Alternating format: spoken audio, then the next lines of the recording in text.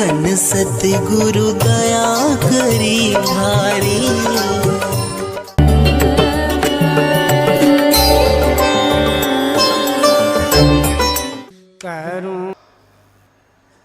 हमारे अन्न के खाने से मन बनता है, मन के बनने से उसमें गुण बनते हैं, गुणों के बनने से उसका परिणाम ज्ञान और विज्ञान बनता है। ये 5 कोष हैं। अन्नमय कोष पहला है, मनमय कोष दूसरा है, ज्ञानमय कोष तीसरा है, विज्ञानमय कोष चौथा है और आनंदमय कोष 5वां है। लेकिन ये सारे के सारे अन्नमय कोष पर निर्भर करते हैं। जो इंसान शुद्ध अन्न नहीं खाता है, अन्न की भी शुद्धि की अलग अलग बात है कि नंबर शुद्ध अन्न कैसा कमाई का होना चाहिए, अपनी मेहनत का होना चाहिए, हेरा फेरी का, भ्रष्टाचार का, ठगी का, लूट का, खसूट का अगर अन्न खाता है वो कभी भी वो इंसान अच्छा नहीं हो सकता, उसके विचार अच्छे रह ही नहीं सकते। फिर वो अन्न सात्विक भी होना चाहिए। अन्न भी 3 प्रकार का है। सात्विक अन्न बड़ा सादा होना चाहिए। जैसा अन्न खाते हो वैसा मन होगा आपका, जैसा मन होगा वैसे विचार हो जाएंगे। ये खास करके हमें गौर करनी चाहिए कि अगर ज़्यादा मीठा चरपरा जीभ के स्वाद के बस हम जो अन्न खाते हैं वो हमारे विचारों को शिथिल नहीं रहने देते। एक अभ्यासी को, सत्संगी को जो नाम का अभ्यास करते हैं उसको वो शुद्ध पवित्र और सात्विक अन्न मैंने कहा है। शुद्ध अन्न वही है जो कमाया हुआ हो, सात्विक अन्न जो हल्का आसानी से हजम होने वाला, ये नहीं जो अनाप शनाप खा लेते हैं, भर लेते हैं किसी गाड़ी की तरह से, उसमें जो आया मन में डाल लिया, जो आया डालते गए। अरे ज़्यादा सामान तो तुम रूढ़ी कहते हैं, कुल्डी कहते हैं, उस पर डालोगे बदबू उठती है, उसमें पास से भी गुजरना नहीं चाहते। तो वो सिर्फ कवर है, पेट उसके ऊपर ढका हुआ है, बाकी तो कुल्डी है अंदर में। हमने जो जो डाला वो सड़ के उसमें गंध बन गया उसका सब का सब। और वो गंध बनेगा तो उसमें से गंदगी की जो बू निकलेगी वो तो हमारे विचार और ख्याल में, हमारे सर में चढ़ जाएगी, अच्छी सोच ही नहीं रह पाएगी। उसको आलस, निद्रा और ये चीज़ें घेरे रखेंगे, वो नाम भक्ति कहाँ से करेगा। इसलिए अन्न का शुद्ध होना उसके लिए बड़ा जरूरी है। तीसरी चीज़ है विचारों की शुद्धि। विचारों की शुद्धि का अच्छे ग्रंथों के पढ़ने से, महापुरुषों के वचन के सुनने से और नेक इंसानों से वार्तालाप करने से हमारे विचारों की शुद्धि होती है। जिसका संग करोगे, जैसे इंसानों के पास बैठोगे, आप में वही चीज़ें भर देंगे। संकीर्ण विचार क्यों हो जाते हैं? छोटे विचारों के लोगों के पास बैठोगे, वो छोटी बात आपको, जिसको निंदा कहते हो, चुगली कहते हो, बुराई कहते हो, ये छोटी बात है जो इंसान के विचारों को, ख्यालात को गिरा देती है, नेक इंसान नहीं बनने देती, रुकावट है ये।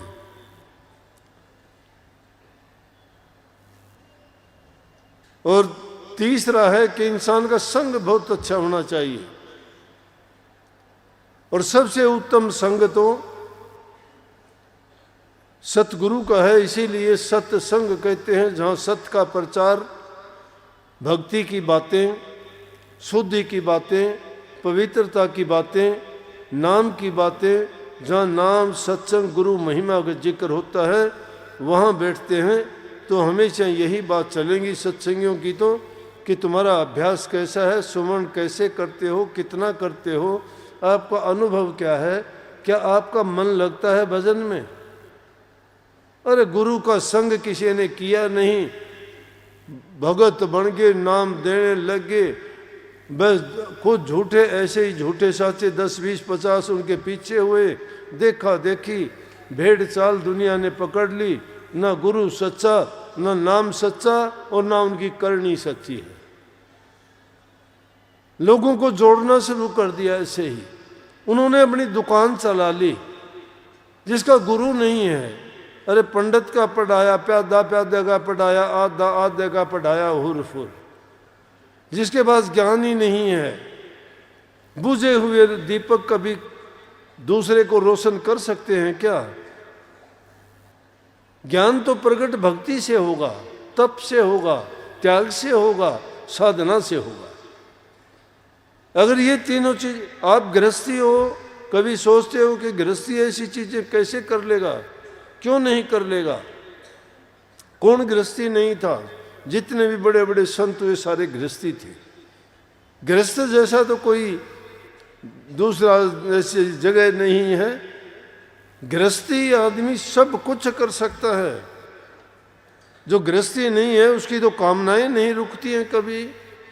एक आदमी गृह को त्याग के चला भी जाता है और भावनाएं उसकी दुनिया में रहती हैं, तो दुनिया से निकला नहीं, दुनिया में ही बैठा हुआ है। और एक आदमी गृहस्थ में बैठा हुआ जब त्याग की बात करता है, तप की बात करता है, साधना की बात करता है, तो दुनिया से अलग है। कबीर साहब ने वो बात बार बार गाई ना कि उनको ज़्यादा मेहनत की ज़रूरत नहीं है, घर बैठे ही फकीर बन सकते हो, लेकिन मन को मार के सूरत को डांटना है। सूरत जब डट जाएगी, सब कुछ घर में है, बाहर कहीं नहीं है, कहीं आना जाना नहीं, कहीं यज्ञ हवनों में, तीर्थों में, व्रतों में पढ़ने की जरूरत नहीं। आडंबर और पाखंड बनाने से भक्ति नहीं हो जाती। कोई रंग बदलने से, भेख बदलने से, कपड़े रंगने से भगत नहीं हो जाता। भेख धार लेते हैं कैसा, लेकिन कर्म उनके देखोगे तो ऐसे हैं कि दुष्टों के भी नहीं होते, फिर भगत कैसे? अगर भेख धारते हैं तो भेख की लाज होती है, लाज रखते हैं। इससे तो अच्छा, अगर सच्ची बात तो किसी जमाने की बात है। एक बैरूपिया था और बैरूपिया बड़े अच्छे अच्छे खेल दिखाता था। तो एक बार एक राजा कहने लगा, अरे तू बहुत अच्छे अच्छे खेल दिखाता है, कभी तू महात्मा का खेल भी दिखा कोई। कहने लगे, ठीक है राजा, दिखाएंगे, जब मुझे टाइम मिलेगा जरूर दिखाऊंगा। उसने कुछ दिन के बाद महात्मा का भेख बनाया और जाके नगरी के बाहर बैठ गया। लोग आने जाने लग गए, बंदगी करते बैठते, वो उपदेश करता, कोई दे के जाता, कुछ नहीं लेता किसी से, जो दे के जाते वापिस कर देता, नहीं तो भांड, और वो तो मांग के खाते हैं, लेके खाते हैं, कर्तव्य दिखा के उसके बदले में अपना व्यवसाय चलाते हैं, घर परिवार चलाते हैं, उनका धंधा है ये। लेकिन उन्होंने तो दिखाना था राजा को। जब पता लगा कि भाई एक महात्मा बड़ा सिद्ध है, कुछ नहीं लेता, उसको कोई देता है तो रोटी रोटी मुश्किल से खाता है, नहीं तो कोई देता है, इतना त्यागी है, सब वापिस कर देता है। जब राजा ने इतनी प्रशंसा सुनी, राजे महाराजे, सेठ साहूकार, व्यवसायी, धन दौलत वाले लोग होते हैं, उनको समय कम ही होता है, तो भक्ति और इन चीज़ों को भी पैसे से ही खरीद लेना चाहते हैं। देखा नहीं, साहूकारों के घर में यज्ञ हवन या पूजा पाठ पंडितों से कथा करवाते हैं, तो वो तो कथा करता रहेगा, वो अपने काम में करते रहेंगे, उनके तो फोन चलते ही रहेंगे, कथा नहीं सुनते, वो टाइम नहीं मिलता उनको। वो कथा करके चला जाएगा, इसका मतलब है उसमें खर्चा लगा दिया, पैसे लगा दिए, उन्होंने कथा करवा ली, परमात्मा को खुश कर लिया, लेकिन पल्ले कुछ नहीं पड़ा उसके। क्यों? उसको तो मौका ही नहीं मिला। उसने जो पैसा था उसके बल पे उसने तो भक्ति करवा। लोगों ने कहा बड़ा धर्मात्मा, कहीं भंडारा दे दिया, कहीं थोड़ा दान पुण्य कर दिया, कहीं गरीबों में कुछ बांट दिया कि लो, लौकिक बड़ी प्रसिद्धि मिल जाएगी, बड़ी इज्जत मान बढ़ाई मिल जाएगी, लोग वाह वाह करेंगे, खुश हो जाता है कि मैंने ये किया, मैंने वो किया। तो राजा कहाँ टाइम उनको इतना सोचने का। लेकिन राजा ने जब ये बात सुनी कि एक महात्मा बहुत त्यागी है, वो नगरी के बाहर आया हुआ है, राजा कहने लगा वजीर से, चलो भाई, कहते हैं कि एक ऐसा महात्मा है, बड़ा त्यागी है, हम भी उसको देख के आए। राजा वजीर के लेके और दूसरे लोग भी उनके साथ गए, जाके बंदगी की महात्मा के। महात्मा ने आराम से, कोई राजा का आदर सत्कार नहीं किया, क्योंकि पाखंडी होंगे वो तो भाज के कुर्सी डालेंगे, उन चाय पानी की पूछेंगे, ये करेंगे वो करेंगे। अब महात्मा किसके? महात्मा तो कहते हैं कि तुम कैसे बादशाह हो, बादशाह तो संत होते हैं। महात्मा फकीर, मस्त फकीर, उसको किसी की परवाह थोड़ी थी। राजा गया, उसने पूछा ही नहीं, कहने लगे जी राजा आया है। बोले बहुत अच्छा, आशीर्वाद, बैठो। बैठ गया राजा ने इशारा किया, 10,000 रुपये की थैली रखवा दी। थैली रखी रही, चलने लगे, थैली को छोड़ के चले तो महात्मा कहने लगे राजा ये उठा के ले जाओ अपने। बोला जी ये तो आपकी भेंट के लिए, मुझे भेंट में क्या करना है, एक झोंपड़ी यहाँ से कोई उठा के लेके जाएगा, मुझे ज़रूरत नहीं है इसकी, 2 रोटी मुझे मिल जाती हैं, ये आप अपना ले जाओ। व्याधि है ये तो बीमारी है, रोग है, ये तो लुटेरी है, मुझे लूट लेगी। कबीर साहब ने इसीलिए इसे माया को ठगनी लुटेरी बोला ना, जगह जगह कहा कबीर साहब ने, ठगनी क्या नैना झमकावे तेरे कबीर हाथ नहीं आवे। ये रूप दिखाती है माया, ये नहीं होती तो भी इंसान दुखी, और होती है तो भी ये ठग लेती है। बड़े बड़ों को ठगा इसने, ऋषि मुनि त्यागी राजा बादशाहों को सबको ठगा, अनेक रूप धर के ठगा। और एक जगह तो कबीर साहब ने कमाल ही कर दिया,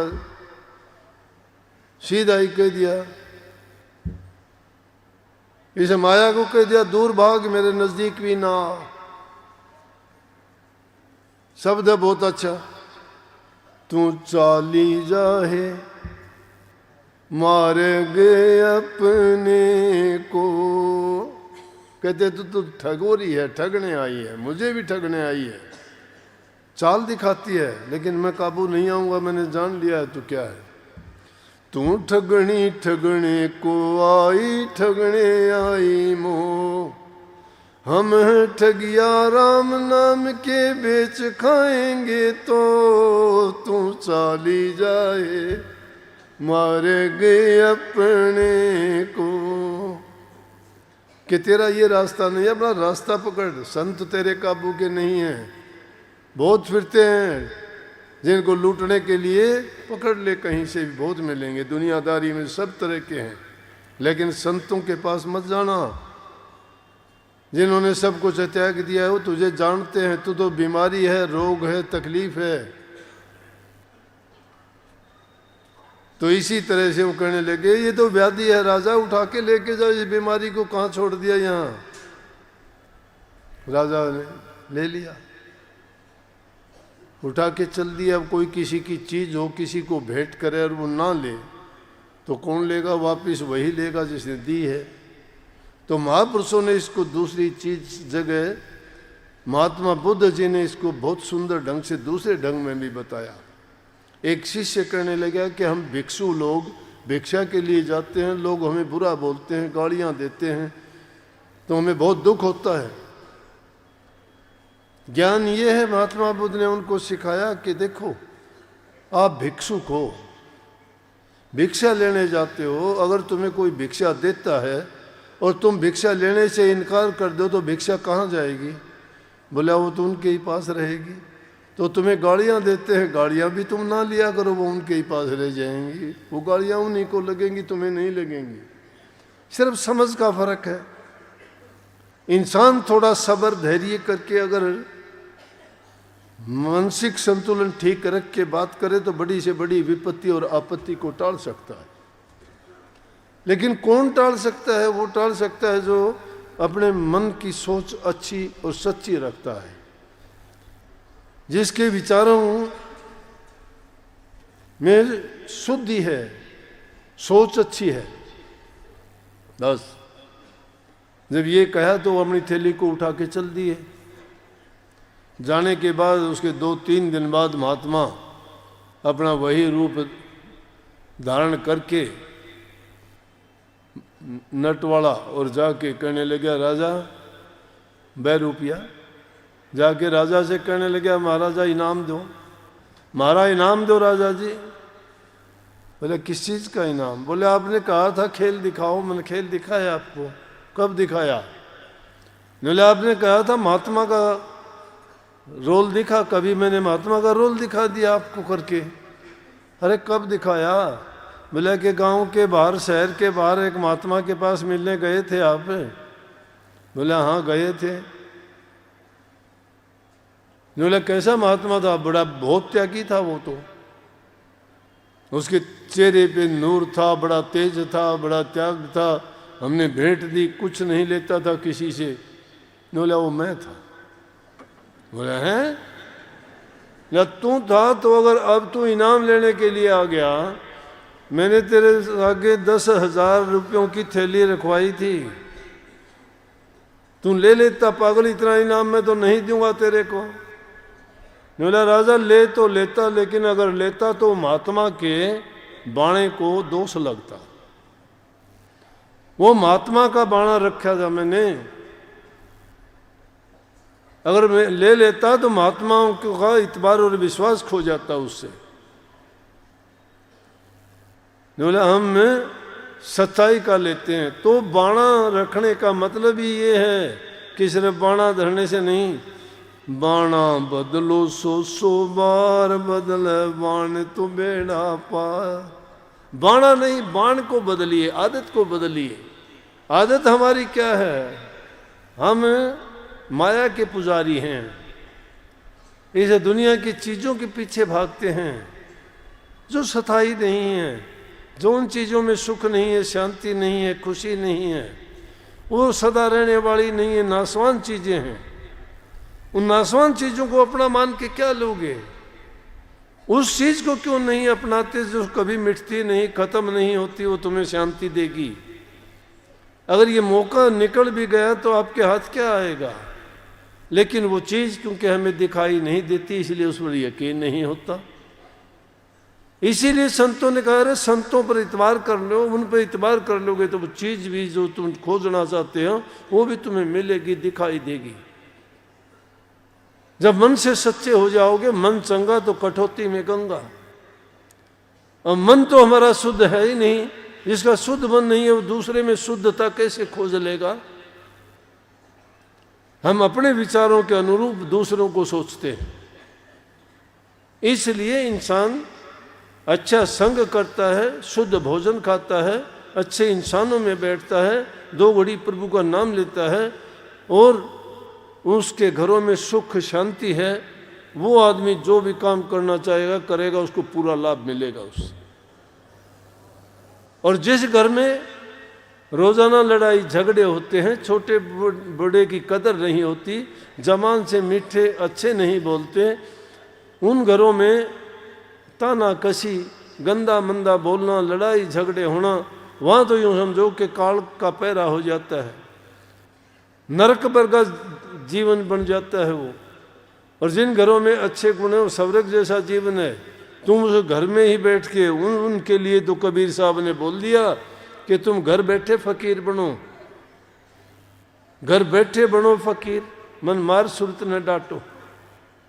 जैसे जल भरने को चली पनिहारी, सिर पर घड़ा घड़े पर झारी, हाथ छोड़ बतना में सारी, वो छलकन दे नानी रे, मन मार सुरत न डांटो रे, घर बैठे बनो फकीर। जैसे घड़ा सिर पे रखती है औरतें, पानी लेने जाती हैं, एक और ऊपर रख लेती हैं, दोनों हाथ भी छोड़ते हैं, अपनी सहेलियों से बात करती भी आती हैं, लेकिन घड़े का पानी तक नहीं छलकने देती। क्यों? सुरत घड़े में है। सिर पर घड़ा, घड़े पे पानी में सुरत होती है उनकी, छलकने नहीं देती, बात बेशक करती हैं। इसीलिए हम उसको सीधे तौर पे ये भी कह देते हैं कि आदमी क्या कोई काम नहीं छोड़ना, घर नहीं छोड़ना, छोड़ना क्या है?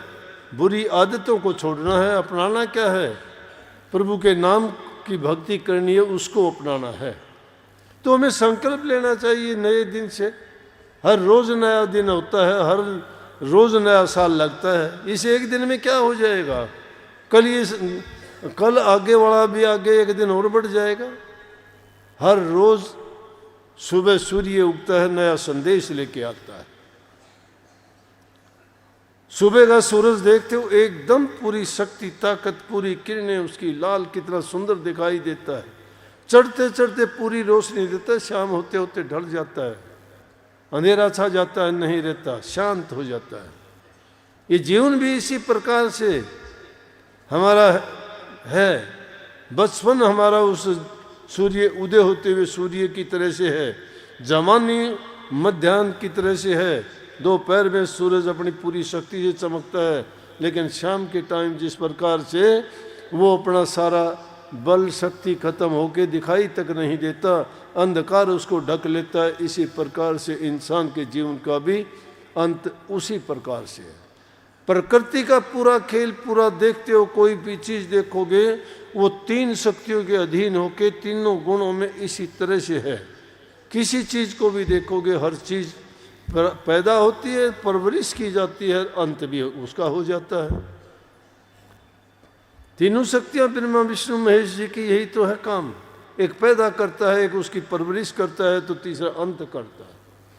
परंतु इन शक्तियों से आगे निकलना, क्यों कही हमारी विनती में तीन छोड़ चौथा पद ध्यावे, तीन छोड़ चौथा पद ध्यावे।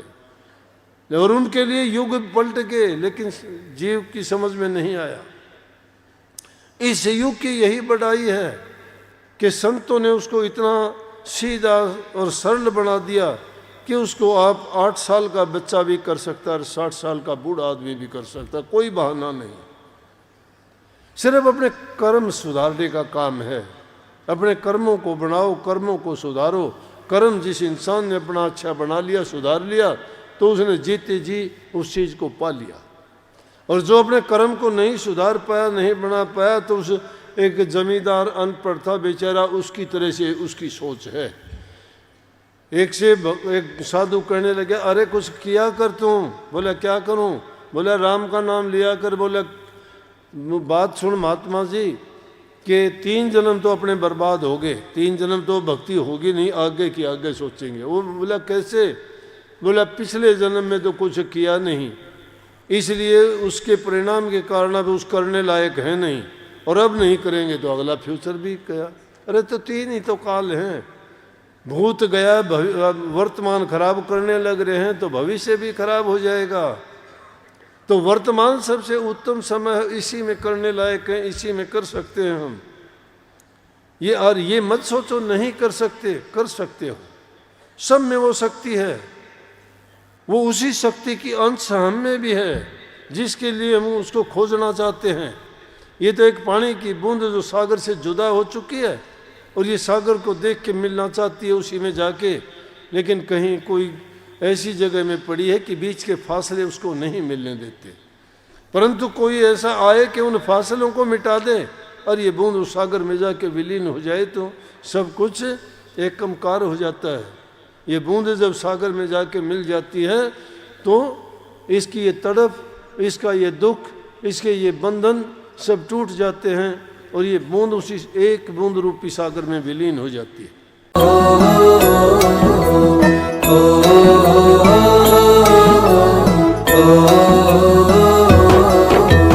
चल सतगुरु के धाम हेली, कज दे सारे काम है, लेके उनसे नाम करो तुम, भजन सुबह हो शाम है।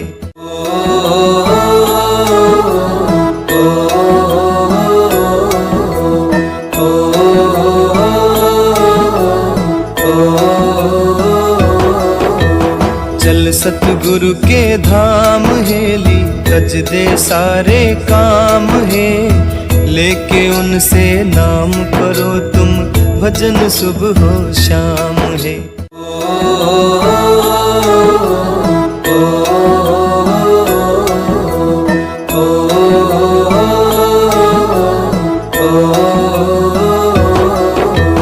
चल सतगुरु के धाम है।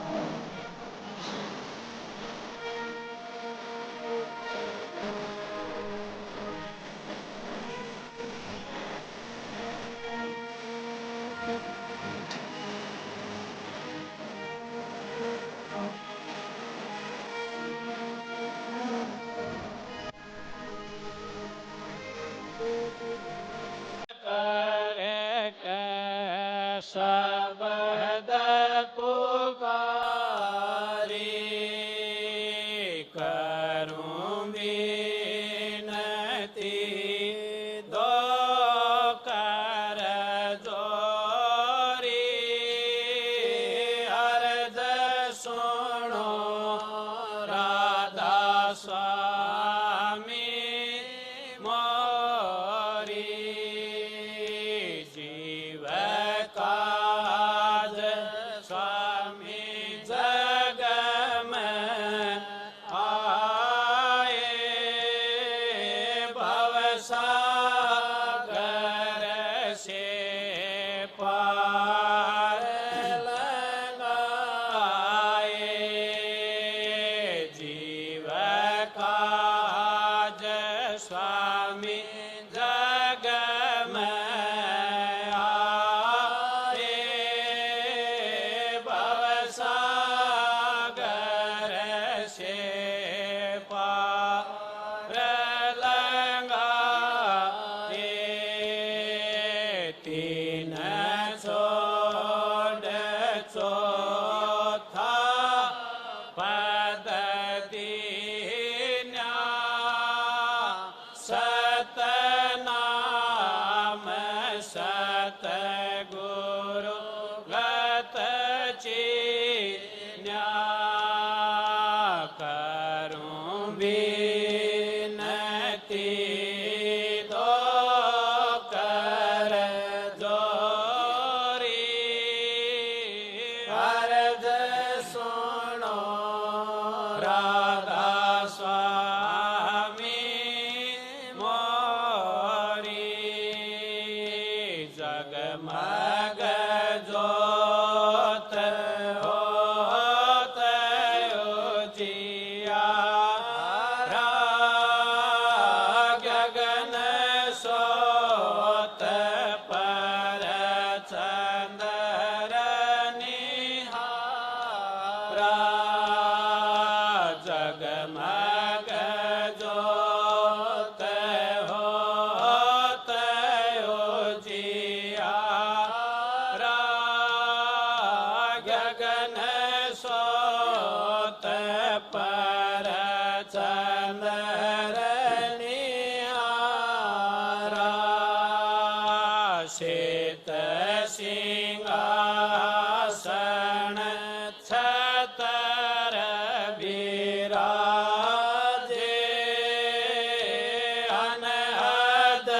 सबद गबधुन गाजे करूं विनती दो कर जोरी अर्ज सुनो राधा स्वामी मोरी सर अक्षर अक्षर पारा विनती कर जहाँ दास तुम्हारा सर अक्षर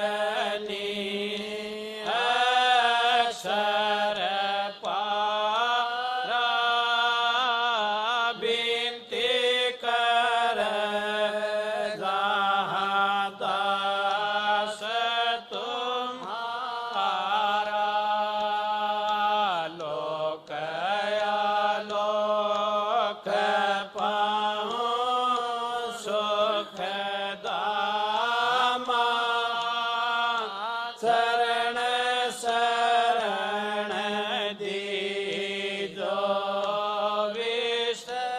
विश्रामा करूं विनती दो कर जोरी अर्ज सुनो राधा स्वामी मोरी राधा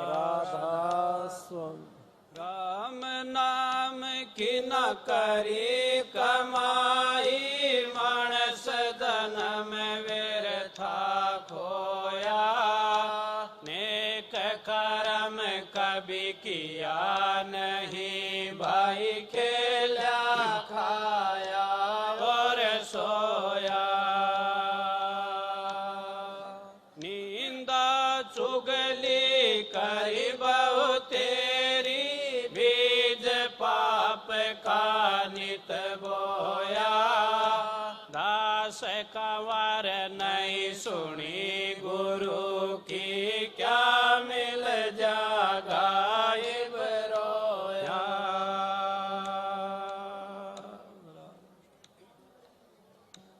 अपना मानस जन्म सुधार बोल मैं क्यों फिर लुटी अपना मानस जन्म सुधार बोल मैं क्यों फिर लुटी सुनिए हे मेरी सुरता प्यारी कर इस मन से यारी जन्म जन्म से रही दुखारी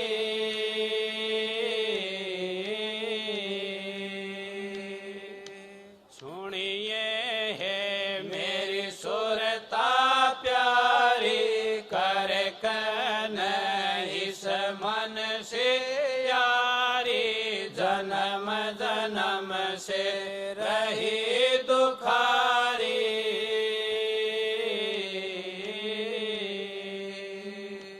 जेले हैं कष्ट पार बोल मैं क्यों फिर लुटी अपना मानस जन्म सुधार बोल मैं क्यों फिर लुटी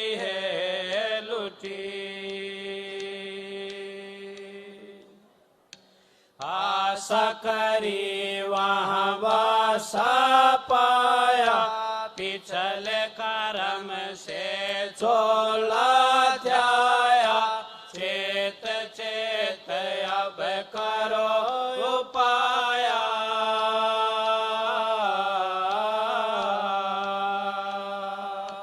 आशा करी वह वासा पाया पिछल कर्म से छोला ध्याया चेत चेत अब करो उपाया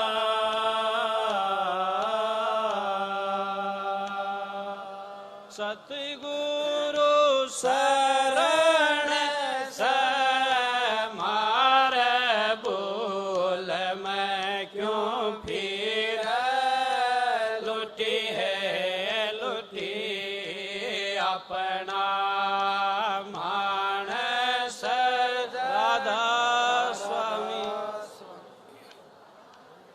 अपना राधा अपना मानस जन्म सुधार बोल मैं क्यों राधा स्वामी राधा स्वामी राधा स्वामी अपना मानस जन्म सुधार बोल मैं क्यों फिर लुटी है लुटी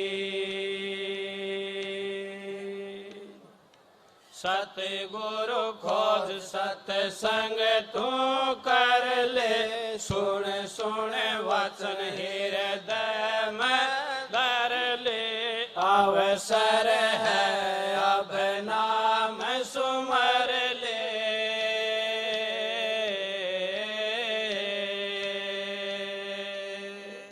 सतगुरु खोज सत्संग तू कर ले सुन सुन वचन हृदय में धर ले अवसर है अब नाम सुमर ले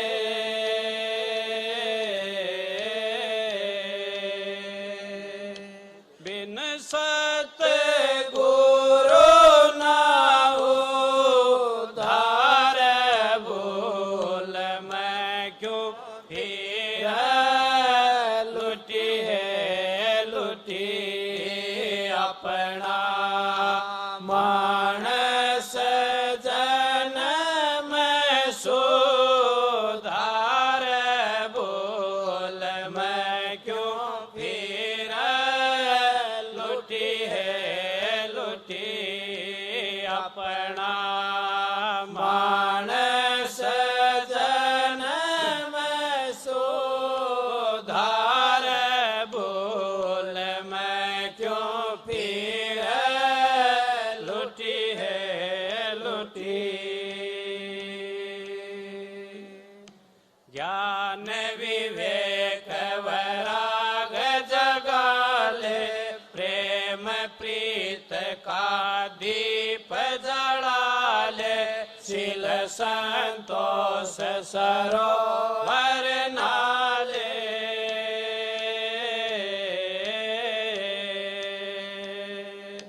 ज्ञान विवेक वैराग जगा ले प्रेम प्रीत का दीप जला ले शील संतोष सरोवर नाले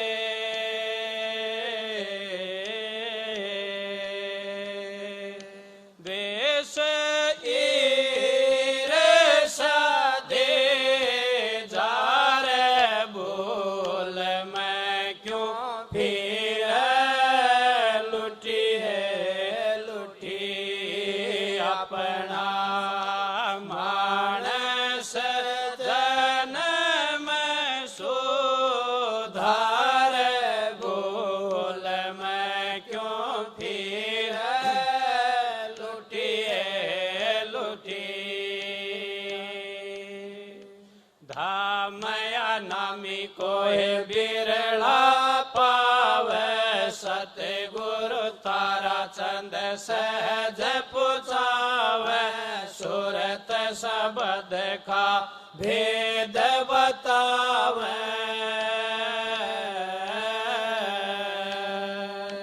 दामया नामी कोई बिरला पावे सतगुरु तारा चंद सहज पुछावे सूरत शब्द का भेद बतावे